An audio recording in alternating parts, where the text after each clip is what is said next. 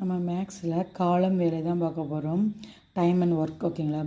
பாருங்கள், கமல் ஒரு வேலையை 15 நாட்கள் செய்து முடிப்பான்.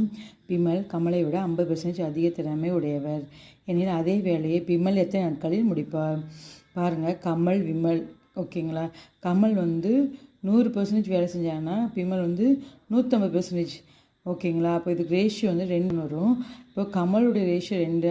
அவர் எத்தனை நாள் வேலை செஞ்சுருப்பார்? ஏற்கனவே 15 நாளுக்கு வேலை செஞ்சுருப்பார். அப்போது 2 × 15 30. கேட்குறது என்னென்னு பாருங்கள், பிமல் எத்தனை நாட்களில் செய்து முடிப்பான்? இப்போ பிமல் ரேஷியோ நமக்கு வேணும். அப்போ பிமல்னா 3 பங்கு வேலை செஞ்சுருப்பார்.